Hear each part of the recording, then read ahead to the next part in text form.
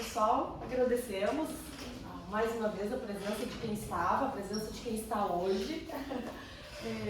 Vou contextualizar novamente rapidinho a nossa proposta. Então, esse trabalho é um projeto, uma ação de extensão do projeto de pesquisa Subjetividades Docentes em Tempos de Caos, Criações, organizado pelo Ateliê Docência, Diferença e Subjetividades.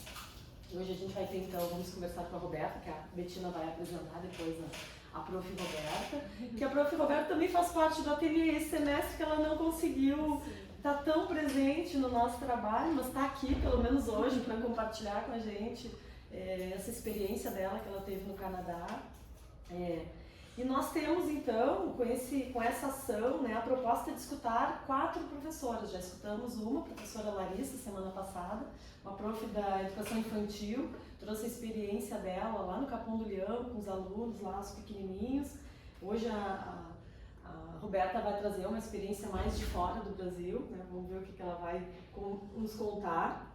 E o objetivo é justamente dialogar, né? Que a gente possa escutar essas diferentes experiências que as professoras tiveram durante a pandemia, com as suas famílias, com seus alunos, né?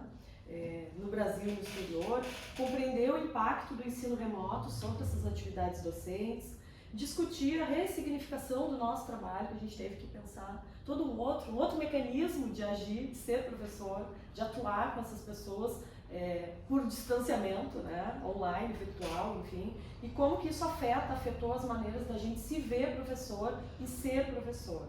Então, basicamente, esses são os nossos objetivos. A gente está aí tramando a pesquisa ainda, estamos buscando, né, artigos, estudar sobre essas coisas que estão aí já na rede, e vamos tentar articular com as experiências das gurias também que elas estão trazendo aqui.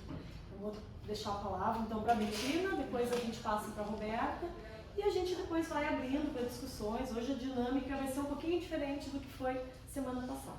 Mas vou deixar aqui para a Prof. orientar. Obrigada, professor. Boa tarde, me chamo Betina Treixa, sou estudante do curso de Pedagogia. Hoje eu apresento para vocês a professora Roberta. Ela possui graduação em Artes Visuais pela Universidade Federal de Pelotas, com ênfase em pintura, e licenciatura em Artes Visuais pela Universidade do Vale do Itajaí. Mestre em Educação e Tecnologia pelo Instituto Federal de Educação, Ciência e Tecnologia Sul-Rio-Grandense, com dissertação voltada para a pesquisa do ensino da arte enquanto caminho de aprendizado da escrita através da filosofia da diferença. Ela tem experiência como voluntária e supervisora em escolas públicas de Toronto, no Canadá. Passo a palavra para a professora Roberta. Então, pessoal, vou falar um pouco sobre o meu percurso, né? Porque eu sou formada em artes visuais, né? Eu fiz bacharelado, depois eu fiz uma complementação pedagógica em trabalho lá em Santa Catarina, enquanto eu era professora em Santa Catarina, e eu fiz o mestrado no IFE, né? E a minha pesquisa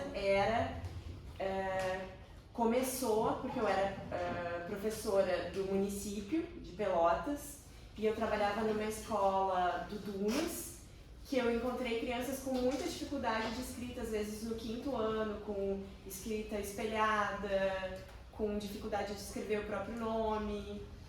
E daí surgiu a minha pesquisa de mestrado, né, que é com a arte e as palavras, ensino de arte e alfabetização.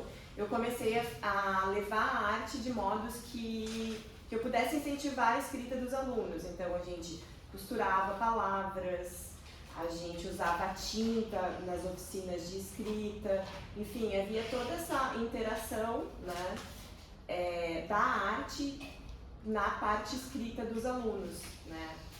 E sempre dizem que as pesquisas de mestrado e de doutorado, elas têm um pouco a ver com a vida da gente, assim, mas eu nunca achei que a minha pesquisa de mestrado ia me preparar para o futuro, né? Porque o que aconteceu? Aconteceu que depois eu me afastei do município de professora do município de Pelotas, e coisas da vida eu fui morar no Canadá. Meu marido é designer, nós decidimos ir para o Canadá. Nós chegamos no Canadá em 2019, novembro de 2019. 2020, boom, pandemia. Né? A gente recém tinha chegado. Então. Chegando. Foi, né? Porque lá em março, né, tem o March Break, que eles chamam, que é uma semana de pausa, né, no inverno, porque lá é inverno, né? Janeiro, fevereiro, março, era invernão, e ele tinha uma semana de pausa da escola, e essa pausa virou muito mais do que uma semana, né? Eu me lembro que a professora me ligou, porque lá, assim, eu não me preparei para falar isso, mas eu posso falar bastante sobre essa parte, se isso, né, interessa para vocês. Se o aluno falta a aula, tu recebe uma ligação. Eles te ligam e dizem, ó, o aluno tal faltou a aula, né? Então, eu sabia quando meu filho faltava a aula, mas era um cuidado que tinha, assim. Mas, enfim, nesse dia, antes do March Break, a professora me ligou e disse, o João está tossindo. Tu busca ele, eu acho que a gente não vai voltar em uma semana, talvez a gente fique 2 semanas, mas aquilo se estendeu até o próximo. Nós terminamos o semestre de 2019, porque lá é diferente, as aulas começam em setembro, né? Não sei se vocês estão cientes assim, disso, que é diferente. Aqui é um problema, inclusive, quando a gente veio, deixa eu anotar aqui. Aqui as aulas começam em janeiro, lá janeiro é meio do ano. Então aquele ano foi terminado online. E aquilo foi caótico, assim, esse primeiro ano foi bem caótico, os professores não estavam preparados e ninguém estava com condições de saúde, assim, de repente se concentrar para o ensino. Mas o governo canadense estava muito preocupado porque as perdas são muito grandes quando tu perde desse nível a educação de uma geração, né? Para socialmente é muito significativo, assim, a perda em termos de financeiros, de mercado, de trabalho, de mão de obra, enfim, que já falta no Canadá, né? Que é por isso que o Canadá é um país que aceita tantos imigrantes, né?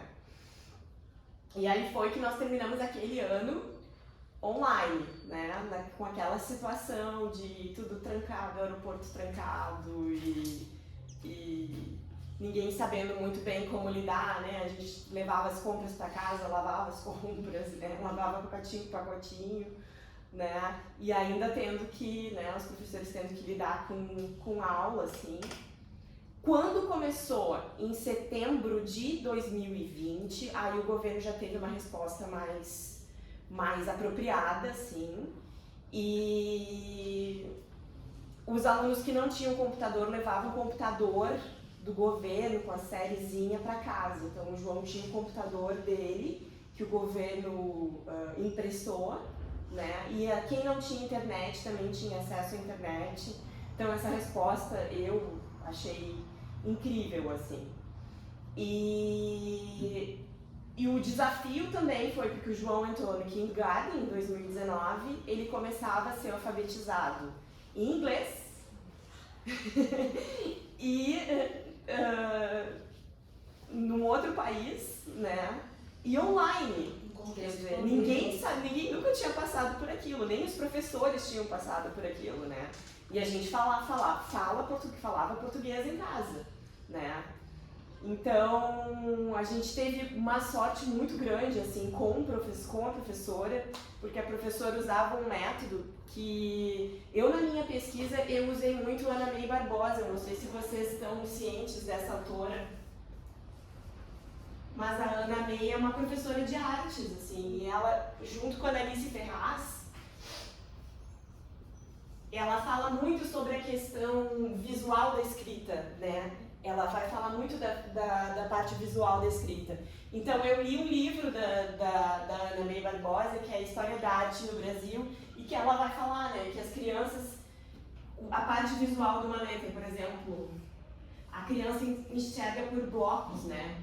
Tipo, a letra A e a letra O, elas são o mesmo bloco visual. E a letra T, ela é parecida com a letra L, por exemplo, que ela está dentro desse mesmo bloco visual.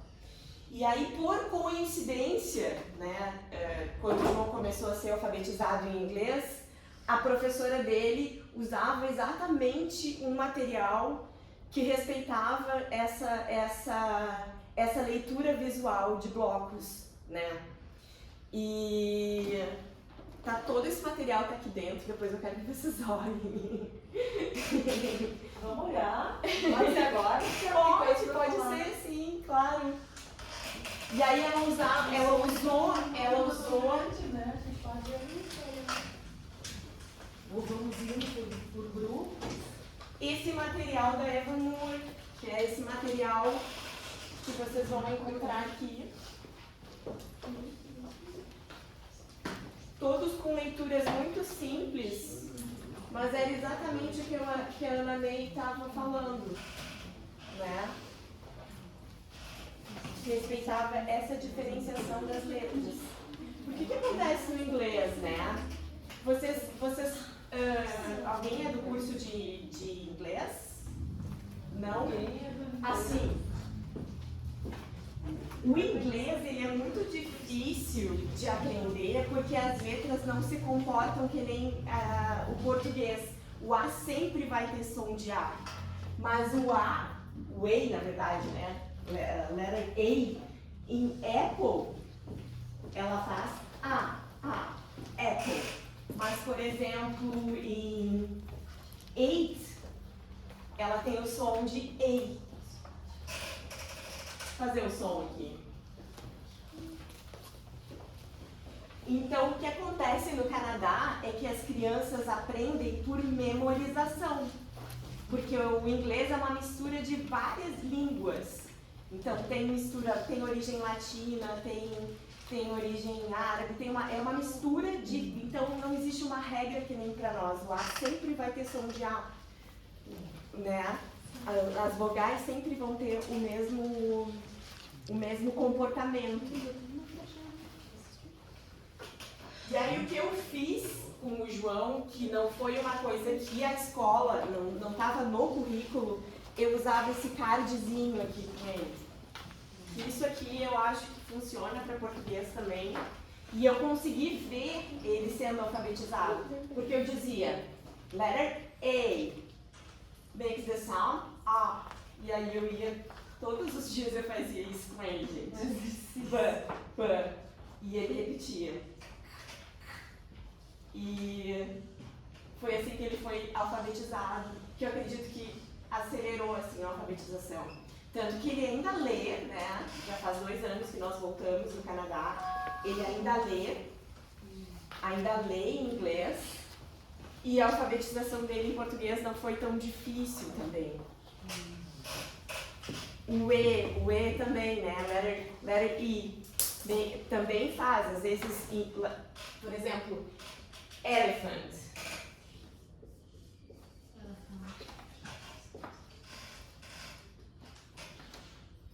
Elephant. Outra letra que é com E. Egg. Letter E makes the sound E.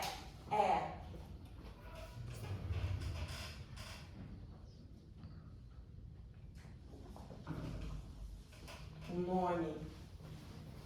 O E também, às vezes ele faz o som E e ele faz o som I.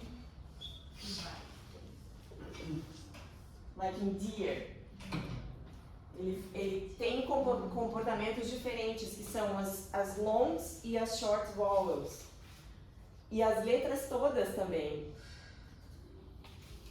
E aí o que eu fazia é esse card, que eu acho que é esses cardzinhos aqui que foram o boom assim, da leitura dele, foi trabalhar com isso. Não sei se vocês querem dar uma olhada.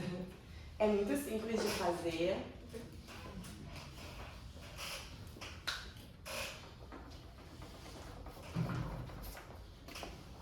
O ensino no Canadá era muito prático. Então, o que eles aprendiam? Matemática, moedas.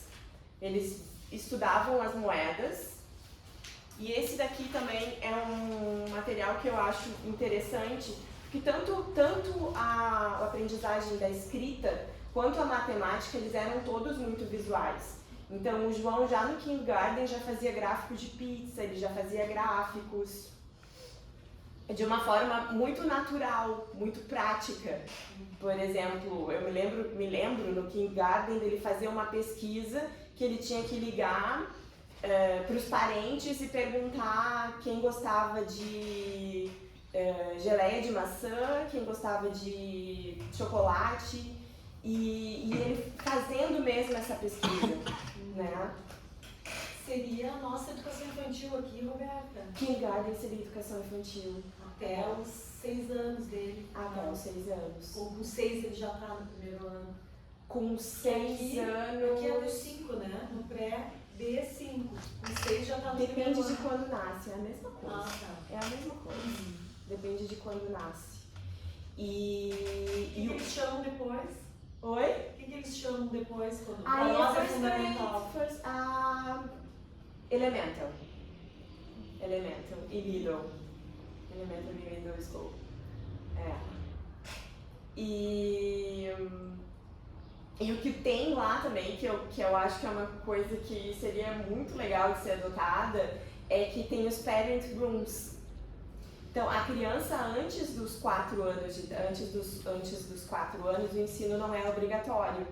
Mas existem essas salas que às vezes estão junto da escola ou elas estão em qualquer parte do bairro. Elas estão localizadas assim como são as bibliotecas no Canadá. Cada quadra, digamos assim. Como a gente tem os nossos postos de saúde, eles têm esses parent rooms, que são os lugares de convivência da criança que não vai para a escola ainda e que o pai pode ficar junto e tem um professor, tem um tutor dentro desse espaço. Faz alguma atividade ali. Faz uma atividade. Esse foi, assim, pra mim, quando eu cheguei como imigrante, foi um espaço muito acolhedor, né? Porque tu pode estar dentro daquele espaço ali, que é um intermédio entre a escola e a casa, né? A criança faz essa convivência. Então, muitas mães iam lá, babás iam lá levar as crianças. Qual o nome? Parent rooms. Quer anotar pra nós? Parent rooms. E na pandemia fechou também. Fechou também, ficou tudo online. Ah, tinha online também. Sim, eu cheguei a dar uma aula, né, porque daí eu criei eu fiz uma receita de backbone, porque lá todo mundo tem banheira, não é só rico que tem banheira, todo mundo tem banheira. E aí eu fiz uma receita de uma backbone, que são as backbones, são aquelas bolas coloridas que a gente joga na banheira e elas são efervescentes, né? Aí eu criei uma daquela receita com corante alimentício para que virasse tinta, mas que também os pais pudessem botar na banheira como bath bombs mesmo. E aí a tutora da Parent Room adorou a ideia, porque ela disse, não, o que as pessoas estão precisando é self-care mesmo, nesse momento. Tu pode dar essa receita. Aí eu dei uma aula online com o meu inglês, gente. Inglês de iniciante lá. Inglês de iniciante, Que isso é uma coisa muito bacana, assim, que o Canadá tem, que eu não vivenciei em outros lugares que falam inglês, assim. Eu tive a experiência de ir pra Inglaterra, das pessoas entenderem, porque todo mundo é imigrante ou filho de imigrante no Canadá. Então, quando o teu inglês está difícil, as pessoas são muito compreensivas, assim. Então... Que não é assim na Inglaterra, pelo que eu estou entendendo. E na Inglaterra até eu me lembro que eu fiquei perdida uma vez, mas é que também o mapa o mapa de Londres é difícil, assim. E uma pessoa me ajudou na rua também, não posso reclamar nada disso, assim. Não posso dizer que as pessoas não são bacanas com a gente, assim.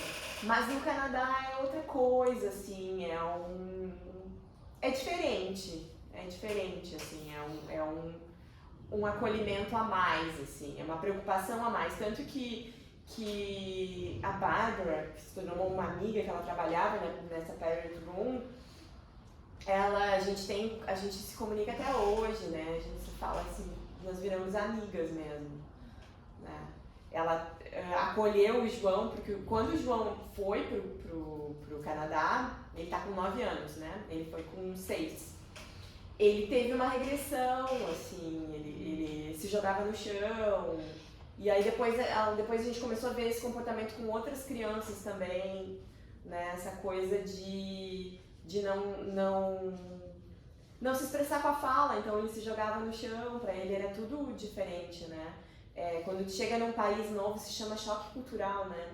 A gente passa por um choque, a língua é diferente, a cultura é diferente, dá um curto-circuito no cérebro mesmo, né? E ele era muito pequeno, né? E ela entendeu isso muito bem, ela acolheu e eu me lembro que ele chutava e ela, não, pode deixar comigo, né?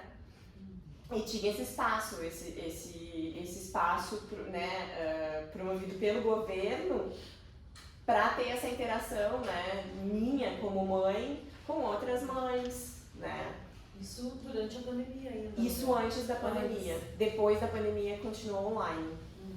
Continuou online, com atividades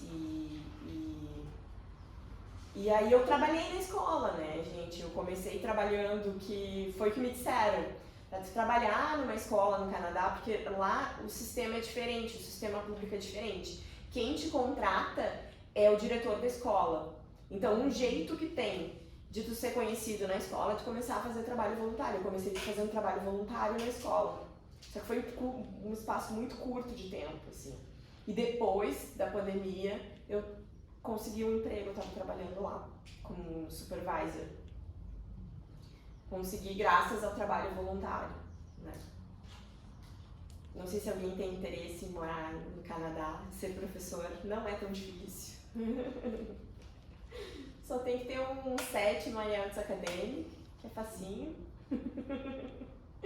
Fazer algum intercâmbio, né? Fazer um intercâmbio. Para intercâmbio, tu acha que é uma cidade bacana, assim, de aceitação, né? Porque tem tantas cidades. Acho porque é uma cidade que é multicultural, assim. Então, nesse sentido vai ser fácil de tu encontrar apoio, né? E aí, se chegar lá, é se fazer conhecer na escola, né? Escolher uma escola que te agrade, começar com um trabalho voluntário e ser contratado pelo diretor da escola. E é público. E é público. Tudo é público. Vocês não pagavam. Tem a escola particular também. Tem a escola particular, mas aí quem paga é quem tem muito dinheiro mesmo. Assim, uma das discussões que aconteceu durante a pandemia era isso, assim, porque o que acontece? Uma coisa que acontece, assim, o canadense paga os impostos e ele entende que aquilo é dele por direito. A escola pública é uma coisa que o governo tem que dar, não é, né, entrar nessas questões de eu ter que pagar a escola, pagar mais escola se eu já estou pagando. Isso é bem internalizado, assim, neles. Mas o que aconteceu durante a pandemia e a crítica que se fez era que, né, quem podia pagar estava pagando por uma escola, enquanto de repente a resposta do governo não tinha sido tão boa, que os canadenses não acharam tão boa a resposta, né, do governo. Por exemplo, não começou em setembro de 2020, começou em outubro as aulas, teve um mês a mais de preparação, porque daí eles separaram a hora do lanche, as turmas, né? Se fez distanciamento das classes, né? E aí as crianças estavam comendo dentro, porque as crianças entram às 9 da manhã e saem às 3 da tarde na escola. E aí as crianças almoçam dentro da escola e algumas escolas fornecem esse almoço, não são todas. A que o João estudava era oferecido o almoço. Então teve toda uma mudança estrutural, porque antes a comida era meio que um buffet, assim. E aí a comida acabava vindo durante a pandemia já toda empacotada para ter menos contato, né? As crianças comiam dentro da sala de aula, elas já não iam para o refeitório, então teve todo um cuidado, assim, para a pandemia, né? E aí, como eu falei, 50% das crianças ficaram em casa no ano de 2020. No segundo ano já teve 30%, mas ainda era uma quantidade bem significativa de crianças estudando online. Então tinha essa escolha de ser presencial ou Era online? optativa. Era. Ah, tá. Foi optativa, exatamente. E aí o computador vinha, nós não pagamos nada pelo computador. O que nós pagávamos era alimentação. Mesmo em 2020. Mesmo em 2020. No forte da pandemia ainda deixaram como opção. Como Então a escola opção. nunca fechou. Depois também. Não, a escola nunca fechou. Como foi aqui, porque aqui a gente teve, fechou total, né? Depois que foi ali os professores. Ah, sim, 2020, o ano de 2019 e 20, aquele final do ano, não tiveram, mas teve acompanhamento. Assim, aí eles voltaram em 2020, outubro final de 2020, voltamos com distanciamento e opção. Quem quisesse online teria aula online, quem quisesse presencial teria aula presencial. Foi. E 2021 também. E em que tempo tu trabalhou de voluntário? 2022. Trabalhei 2022. por pouquíssimo tempo e a empresa que meu marido estava trabalhando fechou e nós decidimos voltar. Estava te estabelecendo ali. Estava me estabelecendo, exatamente. E aí eu fiquei só com outro trabalho voluntário também, que era porque tem muitas ONGs que fazem essa ambientação, assim, porque como o Canadá recebe muito imigrantes, tem ONGs que trabalham porque daí tem refugiados, né, tem refugiado e tem o visto de caridade, eu acho que eu não me lembro bem o nome desse visto. E então essas ONGs fazem essa parte burocrática de advocacia para os refugiados e esses vistos de caridade, assim. Mas elas também auxiliam todo imigrante, assim, com cursos de inglês, com outras atividades, assim, para inserir os imigrantes dentro da cultura canadense. Dão cursos também para se tornar cidadão, e isso tudo são ONGs, né? Aí eu fiquei fazendo esse trabalho com essa ONG e a gente fez alguns eventos, assim, criou alguns eventos. Foi uma caminhada pela cidade de Toronto e o outro foi um quiz que nós fizemos online.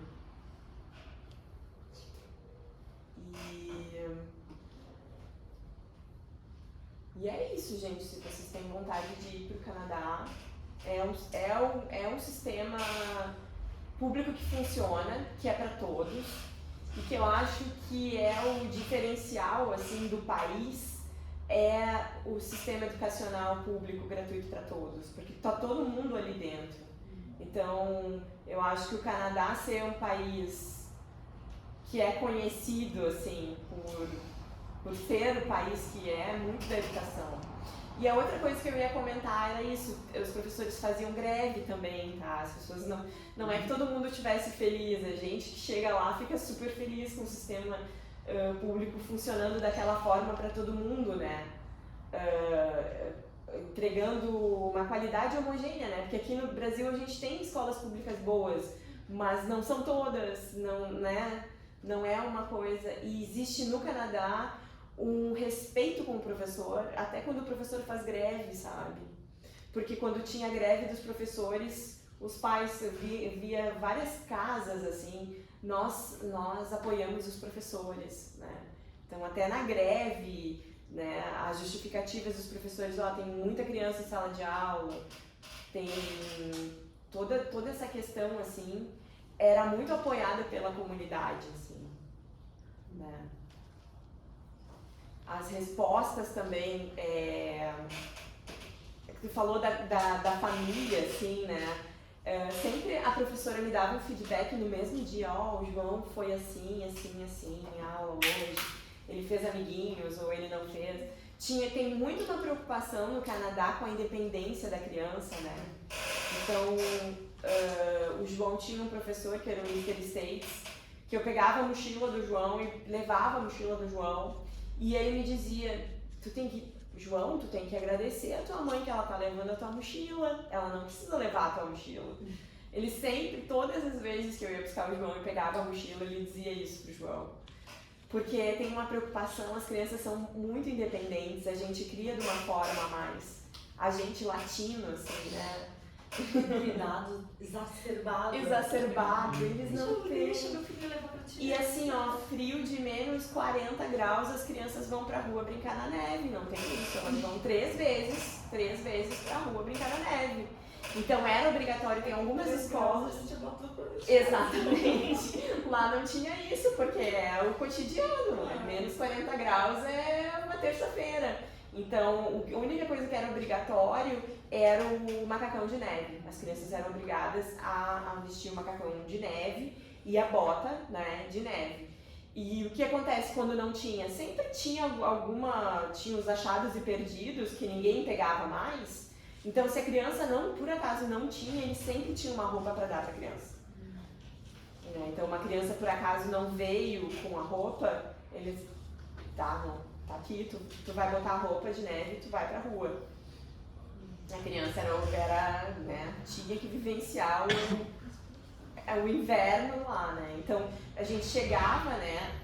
Outra coisa também que é uma coisa que a gente fica extremamente chocado é que as escolas, elas não têm muro. O pátio da escola, a praça da escola é uma praça compartilhada com a comunidade. Né? Então, toda, essa é uma coisa que eu ficava assim, meio nervosa, né? Porque as crianças brincavam na rua, praticamente. E tinha um guardinha de trânsito, né? O guardinha de trânsito ficava guardando a volta da escola. Isso é uma coisa que também a gente não vê aqui, né? Às vezes tu vai levar teu filho na escola, tu é atropelado, quase atropelado, né? Tinha o guardinha fazendo toda a quadra da escola, todas as partes perto da escola, né? E tu como pai entrava ali, deixava teu filho, as crianças faziam a fila, né? E essa praça era uma praça comunitária, assim, Sim, a tua escola sempre tem que ficar perto da tua, né? A escola que tu estuda tem a ver com o lugar onde tu mora, então não são escolas longe, né? São escolas de 15 minutos a pé no máximo, né? E também os brinquedos, né? Eles deixavam os brinquedos na neve, porque lá tem muito, não sei se vocês já entraram e tiveram contato com a escola Montessori. A educação canadense tem, na Inglaterra também tem muita referência disso. Então, nos kindergartens, eles têm são umas bacias, assim, que eles colocam neve, ou colocam areia, ou colocam comida também, arroz, feijão, e colocam brinquedos dentro, para a criança ter experiência tátil de mexer naquilo, né? De mexer na areia, de mexer no barro, assim, Então, na rua ficavam essas bacias com a neve, e as crianças já ficavam ali antes do intervalo, já ficavam brincando, batiam, elas entravam, tiravam as botinhas de neve, né? E aí ficava o tênisinho dentro da escola, e aí ficavam das 9 às 3 da tarde, dentro da escola. As crianças que precisam, os pais que trabalham também, né? Podiam ficar até às 6 da tarde. Mas também não era uma coisa que tinha muitas vagas, né? Era uma coisa bem concorrida. E a escola funcionava também durante o verão. Durante o verão tinha escola. E como foi a tua experiência, assim, durante esse tempo que tu trabalhou de voluntária? Como é que tu foi aceito? Tu teve que passar por algum processo seletivo? Como foi? Passei por um processo seletivo, foi uma conversa com a diretora e a vice-diretora. Sim. Aí eu teve uma parte burocrática, tu tem que fazer o teu police record, pra ver se tu tem algum antecedente criminal. e algumas partes burocráticas, assim, e cursos que tu tem que fazer também. Cursos de segurança, cursos de respiração, mas isso tudo eles dão. Eles te dão um acesso dentro do teu, te dão um login, uma senha, e aí tu faz uns cursos preparatórios que tu tem que completar em um mês, acho que era isso. E eles não exigem nada, assim, além do diploma? Então, por um cargo que eu assumi, não. Mas eles exigem, por exemplo, se teu diploma é de algum país que fala inglês, tu não precisa do IELTS, né? Mas como no Brasil a gente fala português, tem que ter o IELTS acadêmico mínimo de 7. E aí tu tem que ir existe um órgão que faz isso. 2 órgãos, a Universidade de Toronto faz, mas tem o ES que faz. Ele faz a tradução. Ele traduz o teu diploma, tem que traduzir o teu diploma. E é isso. É essa tradução dessa empresa e o IELTS. E a contratação do diretor, que é o ouro. É o diretor te contratar. O João teve aula presencial e remota ou só remota? Presencial e remota. Quer dizer, não era híbrido o ensino dele. Ele teve presencial no momento que nós chegamos lá, em 2019, até março. E depois, em 2022, ele retornou. Foi online até quando? Ele fez 2 anos online. 2 anos. Ele fez 2 anos. A gente optou, no segundo ano de pandemia, a gente optou por ele estudar em casa. Como é que tu percebe a avaliação? Assim, como é que tu avalia o João, já que tu é mãe, professora, né? Mas no momento foi mais mãe que acompanhou esse processo de alfabetização. Sim. Como é que tu avalia ele, assim? Porque ele já tinha, não sei se ele passou pela educação infantil aqui. Passou. Então ele chega com uma experiência de convivência, né, de estar com os coleguinhas, com a professora, no espaço escolar, chega lá com essa experiência, vive essa experiência um tempinho e aí muda tudo. Como é que foi bastante difícil pra ele. Em casa, né? Como é que vocês lidaram com essa situação? Como é que ele reagiu, assim? Foi tranquilo? Foi bastante difícil. Teve momentos muito bons. Teve momentos muito bons. Mas tinha momentos que eram, né? A professora sabia, a gente às vezes saía e... Tanto que no primeiro ano a carga horária era muito grande. E aí no segundo ano eles diminuíram muito a carga horária. Eu pergunto como é que eles organizaram, assim, esse primeiro momento, se tu lembra? Tipo, 4 horas direto na frente do computador? Sim, o primeiro ano foi muito pesado nisso. Eram todas aquelas horas com atividades. E a professora online? E a professora online. Aí no segundo ano já não. Era uma aula, descanso, e aí era descanso com atividade física, que eles faziam juntos. E aí às 2 horas da tarde, das 2 às 3 horas, eles faziam aulas de yoga. Foram mesclando com outras coisas. Foram mesclando com outras coisas. E a professora estava em casa ou estava na escola? Ela estava em casa. Em casa. A professora estava tinha em um casa. quadro, assim, provavelmente. Não, ela fazia na cozinha dela. Isso era uma outra pergunta que eu fico muito curiosa. Como é que Sim. essas professoras, né, que é uma das questões que a gente vem batendo cabeça, né? Sim. Que é o processo de criação, né? Lidar no meio do contexto de caos, nessa desorientação total, ninguém sabia como fazer nada, tiveram que reinventar quase que tudo do zero. Como é que essa professora deu conta de alfabetizar online, em casa, crianças de 6 anos, crianças que vêm de outros espaços, de outros tempos, de outros lugares? Eu acho que essa era a preocupação, assim, do sistema de ensino, assim, do sistema e do governo. Porque a professora não tinha muito como ter controle mesmo. Não tinha nenhum. Não. E o que ela inventava? Tu lembra alguma coisa que te chamou muita atenção, que ela inventou, assim, uma história? Bingos. Eu me lembro que os bingos eram uma coisa que funcionava muito. De palavras, bingos de palavras. Isso. Bingos de palavras. E o material que ela trabalhava também era muito bom. Por exemplo, esse aqui era um dos materiais que a professora mandou. Esse aqui a gente fazia. A sugestão dela era trabalhar com feijões ou trabalhar com massinha de modelar. pra fazer as contas, ó. Aqui tu dava o resultado. Todo esse material foi online. Todo então. esse material foi online. Esse Ela material passava aqui pra é. vocês. Esse material é o material que ela usava. Esse foi no primeiro ano. Esse material foi ela que apresentou. Assim que a gente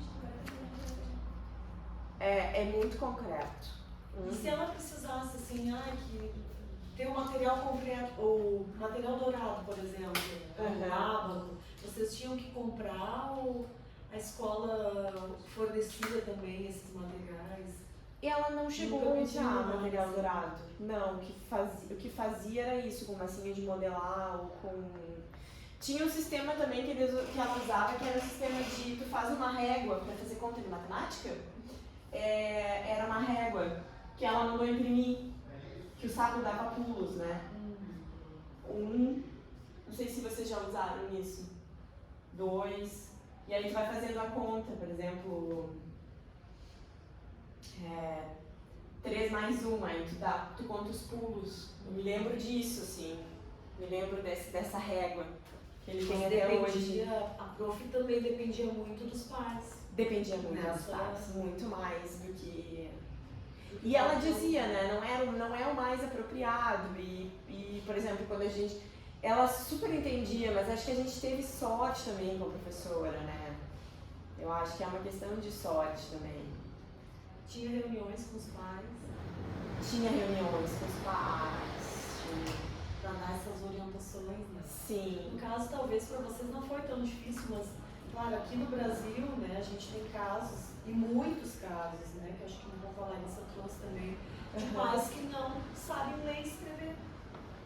Talvez lá não Não. tenha sido essa. Talvez sim, né, Em algum Josi, porque se tu for pensar que tem famílias que vão pra lá e não falam inglês, mas eu não cheguei a vivenciar isso, assim. Na turma do João não Na tinha. turma do em casa João não também. tinha. Não. pais, por Mas exemplo. é possível que isso tenha acontecido, com certeza. Recém chegaram, né? Sim, sim. Mal a criança está aprendendo inglês também, se alfabetizando. E de perder também alunos, né? Não saber se o aluno estava. Porque daí ele optou pelo online e nunca foi, por exemplo. Aconteceu muito, assim, tinha uma porcentagem muito grande de evasão também. Eu queria fazer uma pergunta. Eu trabalhei com um artigo na filosofia com a pandemia na educação, tá? Eu sei que os pais aqui no Brasil ficaram em dúvida quando o filho em casa, online, para ajudar, aquela questão do pai presente ao lado do filho. Como é que era lá no Canadá? Os pais eram presentes, porque geralmente o pai tinha que trabalhar, ou você estava em casa, e o governo forneceu os computadores, né? Você disse, né? E a mãe estava sempre ausente do filho naquele período da aula, ou não? Tu percebia a presença dos pais, assim, mas as crianças faziam tudo com bastante autonomia, assim.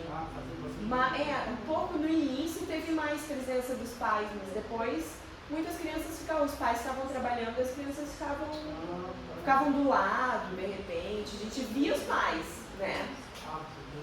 Se via os pais. A gente vê a presença, mas tu fala do pai, mãe ou... A mãe ou o pai presente, eu não sei como é que era na época. Sim, mas tem mais presença mesmo dos pais lá. Assim, tanto de participação na escola, assim, quando vai buscar, quando vai levar. A gente nota mais participação masculina. Assim, isso é uma coisa que era bem evidente, assim, que tinha mais participação masculina do que, né, que a gente vê muito mãe, assim, na escola, e lá era igual, assim. E como essas experiências impactaram na tua prática docente? Como elas... te impactaram agora, assim? Eu acho que eu tenho mais empatia, né? Acho que eu tenho mais empatia, mais paciência, né? Eu nunca tinha, porque mesmo no meu mestrado, eu nunca tinha presenciado alguém ser alfabetizado. Eu presenciei meu filho sendo alfabetizado, né? Então eu não sabia o que dentro da minha prática era possível, né? Eu tinha pouco contato com os alunos, o contato que eu tenho com meu filho, né? Então eu vejo que é incrível, assim, né? Ver alguém ser alfabetizado, assim, e que é possível. Acho que isso me dá mais segurança, né? De que existe um método, existe uma forma, né? Que não é uma fórmula, mas que é possível. E como foi para ele esse retorno pro Brasil? Ah, ele adorou. Ele gostou? Ele adorou. Gente, ele adora, tá? É a nossa dor. Agora Porque a gente tá pensando em ir de a gente novo. tá pensando em ir de novo e ele não quer ir, tadinho. Ele não quer. Ele adora estar aqui. Ele adora. Pra ele foi muito complicado. Foi tudo muito complicado, né? E um pouco, assim, que eu noto, assim, como eu sou muito apaixonada por essas coisas, assim, ele é mais displicente do que eu. Gente, assim, material da escola, não, ele não. Não é. Parece que ele já tem assim, tá, a mãe vai me ajudar. E ele é bem displicente, assim, com material. Mais alguém tem alguma pergunta para a professora Roberta? Eu tenho. Professora, você fala que é possível uma aprendizagem, você fala que ficou feliz em ver que é possível, né, uma alfabetização por meio de meio remoto. Sim. Mas esse molde, você acha que é devido ao governo do Canadá, que tem toda uma política, e os moldes que são lá, tanto a educação quanto o governo canadense, que propiciam esse ambiente, né, para que isso seja feito de uma forma mais leve possível, até as relações que eu vejo de trabalho, que eu acredito que lá tenha, quando você fala, né, que os alunos receberam os computadores assim, né, que foi dada essa medida. Aqui no Brasil a gente viu, né, que os alunos da rede estadual e municipal receberam esses computadores logo no final, né, na reta final, já que estava voltando, o presencial já era um assunto a ser presente, né, no cotidiano das pessoas. Então você vê que essa aprendizagem, né, ela é mais pelo contexto do local, no caso o Canadá, mas ela não seria aplicada no Brasil. Você acha que também é possível? Eu acho que é possível. Eu acho que na época da pandemia a gente não teve um governo que se preocupou com isso no Brasil, né? Então, acho que deve, acentua as desigualdades, né? Se acentuou as desigualdades, né? Então, quem teve acesso estudou, né? E quem não teve ficou para trás, e isso é um dano para o país, né? Não é um dano individual. Com certeza, o ambiente propicia isso. Não vou mentir que não. Que se tivesse um cuidado maior, se todo mundo tivesse tido acesso, né, os danos futuros que eu acho que aconteceram no Brasil, porque foi muito desigual como se lidou com a pandemia,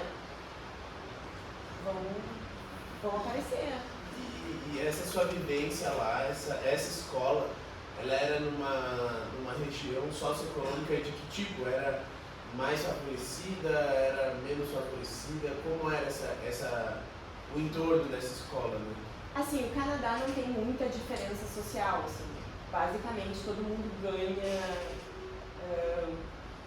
é meio igual, assim, tá? A região que o João estudava é uma região que passou por um aumento de nível social. Era uma escola que recebia muito recurso por ficar numa região carente, mas ela já não era mais uma região carente.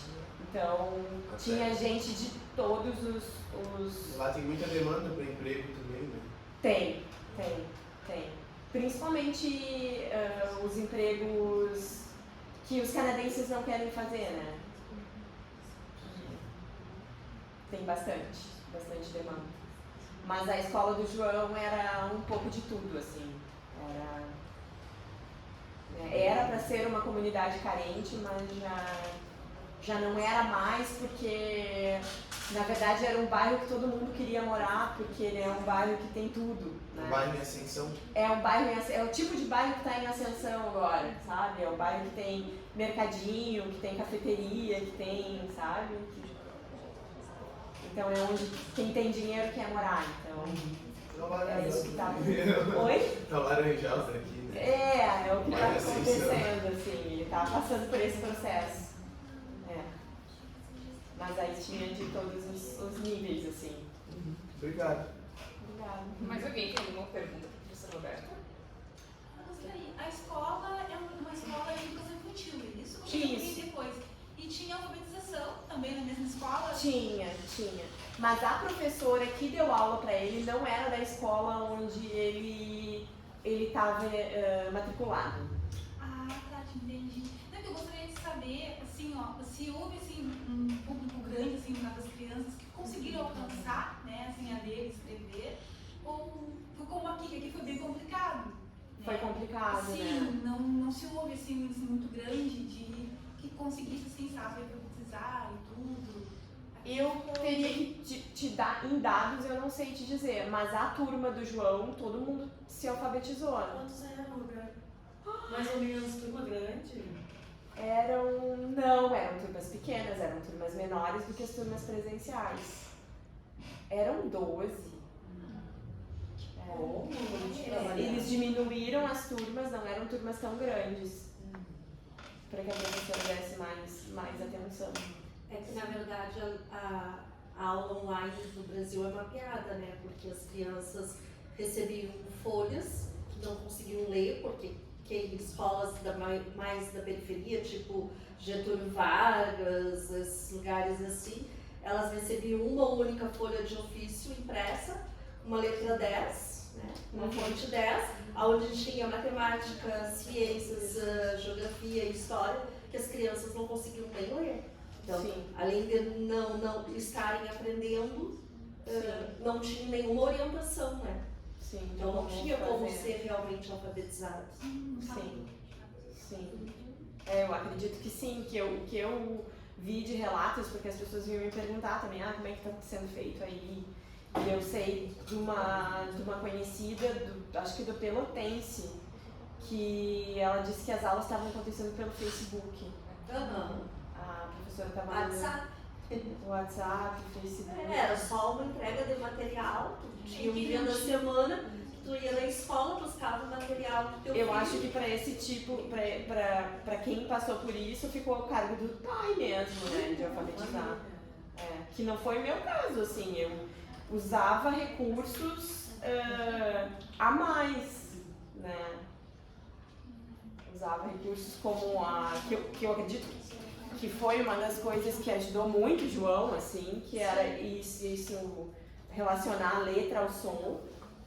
Mas claro que a quantidade de trabalhos, né, isso aqui não tá tudo, não é tudo que algumas coisas eu deixei em casa, mas a quantidade de trabalho que ele fazia, né.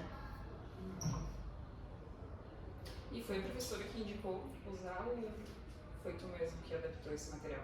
Esse aqui não, porque eles não trabalham com... A rede de ensino não trabalha, e a professora não trabalhou com a fonética. Quem pesquisou fui eu.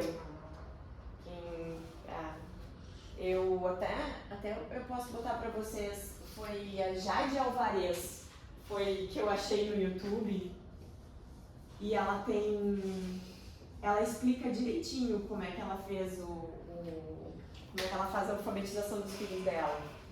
E aí eu usei como recurso a mais.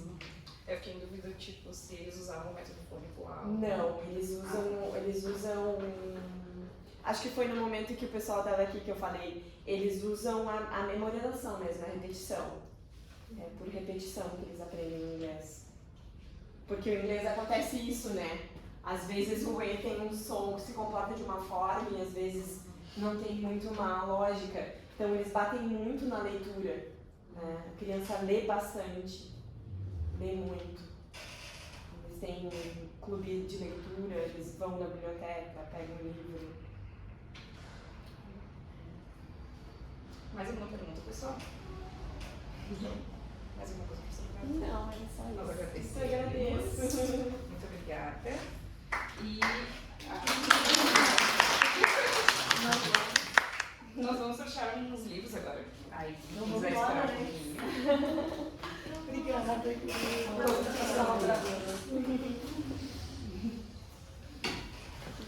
tá passando a lista, né? Vou esperar a lista passar. Ficou bacana. Isso aqui é um material revisado. Isso aqui é Uma cartilha. é uma cartilha dos pais. São todos isso. Isso, a gente vai pedir pra Roberta fazer tá. Vamos ver quantos vai ter ali. Que legal. Esse é o guia de matemática. Esse aqui eles entregaram ainda no presencial. No presencial. Sabe, a gente passa filmando esses materiais. Ainda tá filmando? Sim.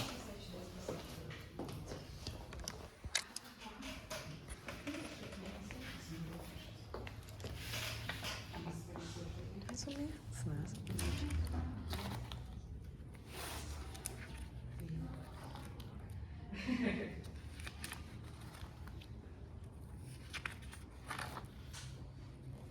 Acho que é bem aqui. Olha o bingo.